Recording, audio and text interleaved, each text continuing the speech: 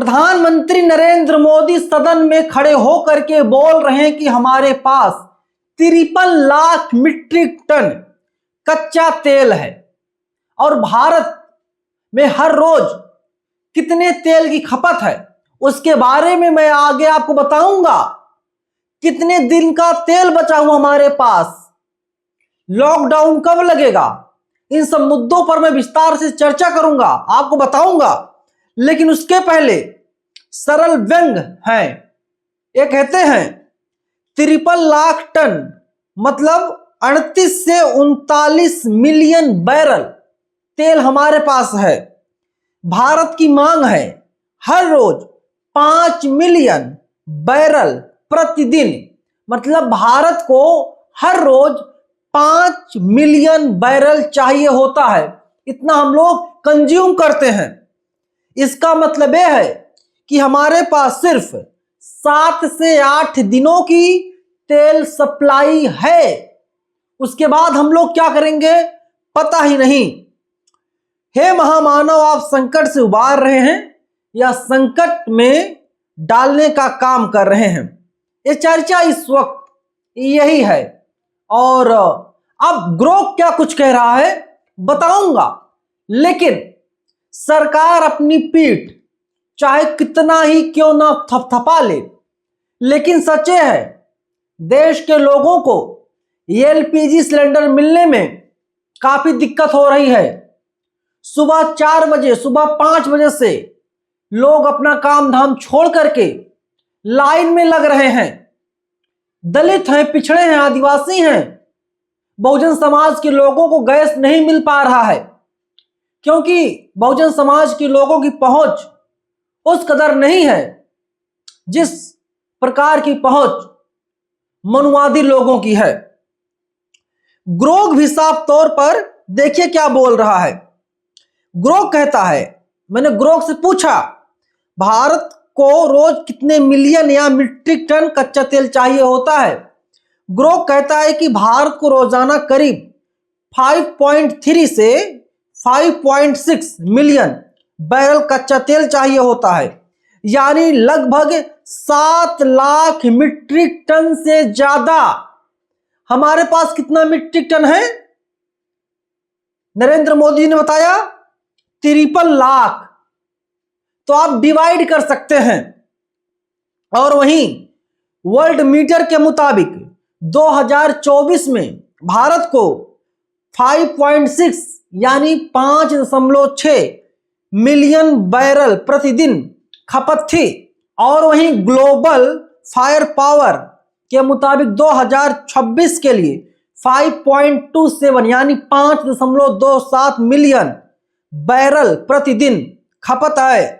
और सरकार के जो पेट्रोलियम मंत्री हैं उन्होंने कहा कि हम लोग बहुत जल्द 6 मिलियन बैरल तक पहुंच जाएंगे। ये आधिकारिक डेटा है और नरेंद्र मोदी जी बोल रहे हैं 53। आप डिवाइड कर लीजिए, आपको डेटा समझ में आ जाएगा।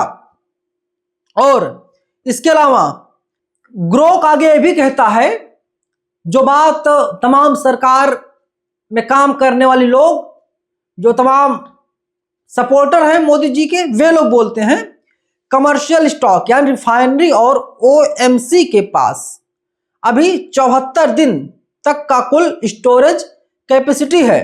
कुछ रिपोर्ट्स में क्रूड ऑयल के लिए 25 दिन और पेट्रोल डीजल के लिए अलग 25 दिन यानी कुल 50 दिनों की सुरक्षा है। ये इसलिए क्योंकि रोजाना खपत 5 से 5.6 मिलियन बैरल है, लेकिन इंपोर्ट जारी रहता है और कमर्शियल स्टॉक अलग से मैनेज होते हैं। स्ट्रेटजिक वाला सिर्फ एक्स्ट्रा शील्ड है, ना कि पूरा भंडार। एक ग्रोक साफ तौर पर बोल रहा है, मतलब 50 दिन से ज्यादा की सुरक्षा हमारे पास है ही नहीं। 50 दिन का मतलब होता है मोटी मोटा 1.5 महीना या उससे थोड़ा सा ज्यादा। तो हम लोग उस कंडीशन पर पहुंच गए हैं। नरेंद्र मोदी ने सदन में और क्या कुछ कहा था, उसे सुनिए। अध्यक्ष जी, बीते दशक में भारत ने संकट के ऐसे ही समय के लिए कच्चे तेल के भंडारण को भी प्राथमिकता दी है। आज भारत के पास 53 लाख मीट्रिक टन से अधिक का स्ट्रेटेजिक पेट्रोलियम रिजर्व है और 65 लाख मीट्रिक टन से अधिक के रिजर्व की व्यवस्था पर देश काम कर रहा है। हमारी तेल कंपनियों के पास जो रिजर्व रहता है वो अलग है।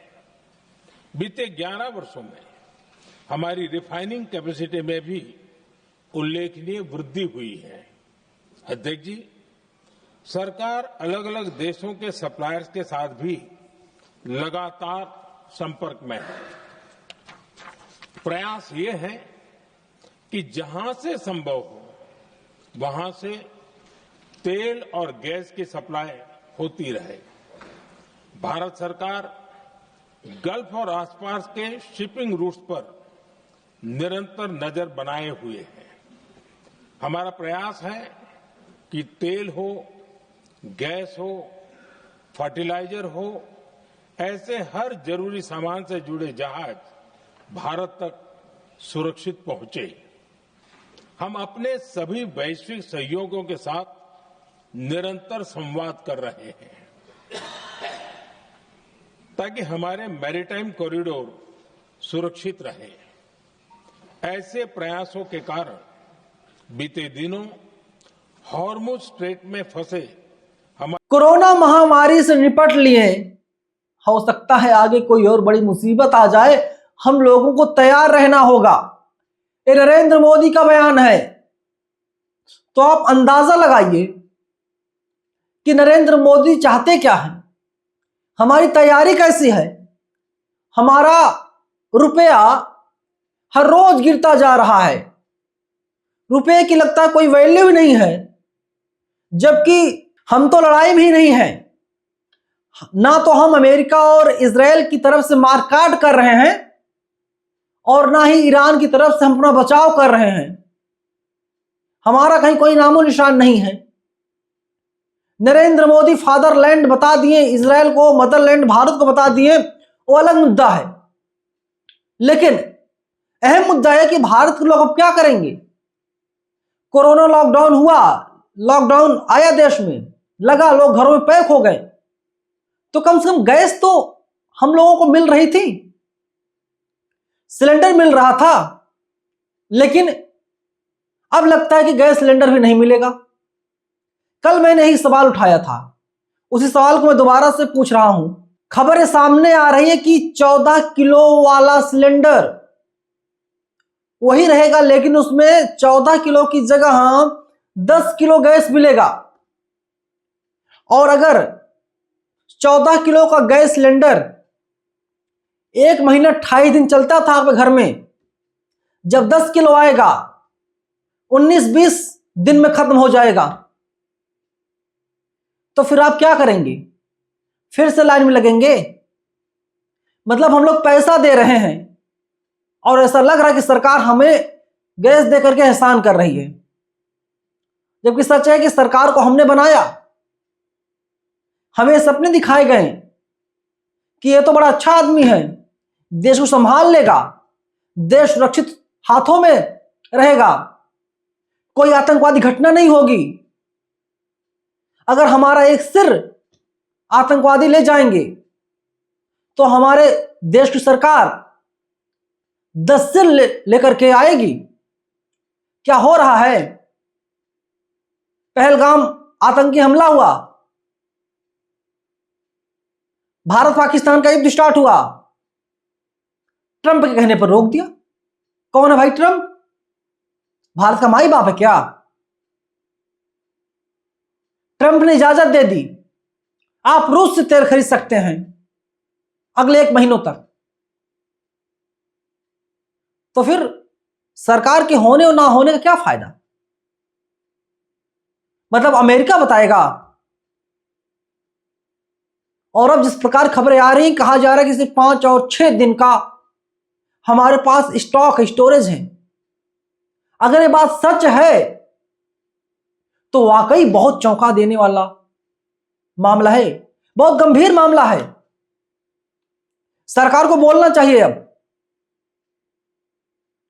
अगर उधर से सप्लाई बंद हो गई और हमारे पास इतना कम स्टॉक है, मतलब 1 हफ्ते के बाद भारत के लोग भूखे मरेंगे, भारत के लोगों को खाना नसीब नहीं होगा।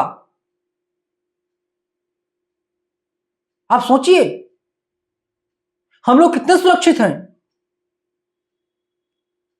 लकड़ी के दाम आसमान छू रहे हैं, हर रोज पेड़ों को काटा जा रहा है, जंगलों को काटा जा रहा है। लकड़ी कहां से लाएंगे हम लोग? खाना कैसे बनेगा? हम ना 3 में ना 13 में, फिर भी सारी दिक्कतों का सामना हम लोगों को करना पड़ेगा, ऐसा लग रहा है। और नरेंद्र मोदी ने किसी से बयान नहीं दिलवाया। नरेंद्र मोदी खुद आगे सदन में और बयान उन्होंने दे डाला और उन्होंने कहा इनडायरेक्ट तरीके से कि भैया तुम लोग अपना देख लो, हमने तो पहले ही बता दिया था। और देश की गोदी मीडिया सरकार से सवाल बिल्कुल नहीं करेगी, झांसे में रखेगी और बताएगी गैस पर रोटी सेकने के कितने नुकसान हैं। 2-3 डॉक्टरों को लगाकर बैठा दिया जाएगा और बताएंगे कि गैस की रोटी नहीं खानी चाहिए, गैस पर जो दाल बनाई जाती है उसे नहीं हम लोगों को यूज करना चाहिए, वो नुकसानदायक होती है। जो रोटी, जो चावल, जो दाल चूल्हे पर बनता है, धुएं बनता है, वो बहुत ही ज्यादा बेहतर होता है, बहुत अच्छा होता है, स्वास्थ्य के लिए वही सबसे सही है। ऐसी बातें की जा सकती हैं टीवी मीडिया द्वारा, क्योंकि उन्हें अपने आका का बचाव करना है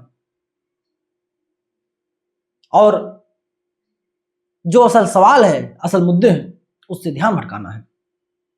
बहुत खतरनाक होने जा रहा है देश में, ऐसा लग रहा है। फिलहाल मैं इस वीडियो को यहीं पर खत्म कर रहा हूं। मैंने अपना काम किया, मैंने आपको जागरूक किया, अब आपका काम है आप लोग इस वीडियो को ज्यादा से ज्यादा लोगों तक पहुंचाइए और बताइए उन्हें। इस वीडियो को शेयर कीजिए, माम सेफ न्यूज़ को सब्सक्राइब कीजिए। धन्यवाद।